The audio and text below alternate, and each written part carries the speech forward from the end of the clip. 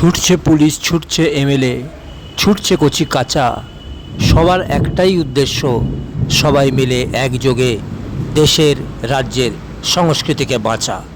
হ্যাঁ, এরকমই সর্দার বল্লভভাই প্যাটেলের জন্মদিনের উৎসবে আসানসোলের বারাবণীতে হয়ে গেল এক দৌড়। উপস্থিত ছিলেন থানার ভারপ্রাপ্ত আধিকারিক, বারাবণীর বিধায়ক অরিজিৎ রায় সহ বহু পুলিশ, বহু কচিকাঁচা, বহু স্কুলের ছাত্রছাত্রী এবং সাধারণ মানুষ। অনুষ্ঠান শেষে কি বললেন বিধায়ক শুনুন। উপস্থিত আছেন মাননীয় দীপেন্দু মুখার্জি, ওসি বারাবণী সহ অন্যান্য অফিসার বৃন্দ এবং মাননীয় অনিল কুমার সহ অন্যান্য অফিসার সহ সিভিক, এছাড়াও উচ্চ বিদ্যালয় এবং উচ্চ বালিকা বিদ্যালয়ের ছাত্রছাত্রীরা উপস্থিত আছেন। 150তম জন্মবার্ষিকী উদযাপনের উদ্দেশ্যে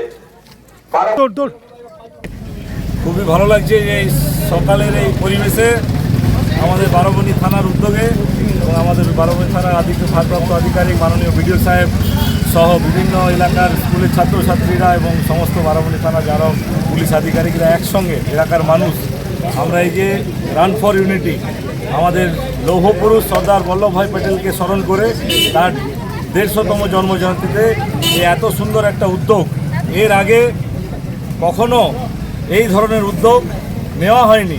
এবং আমাদের এই যে যারা সর্দার বল্লভভাই প্যাটেলের যে কী অবদান আমাদের দেশের প্রতি, এই ভারতের অখণ্ডতার রাখার ক্ষেত্রে তার যে অবদান সেটা মানুষকে জানতে দেওয়া হয়নি।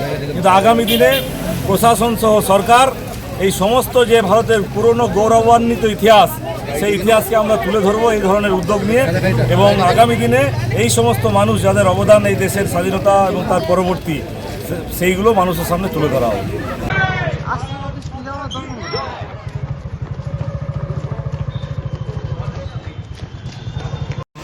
আইন থাকবে নিয়ন্ত্রণে, সংস্কৃতি বেঁচে থাকবে, একতা থাকবে গোটা বারাবণী জুড়ে, শান্তি বজায় থাকবে, আর তারই উদ্দেশ্যে রান ফর ইউনিটি।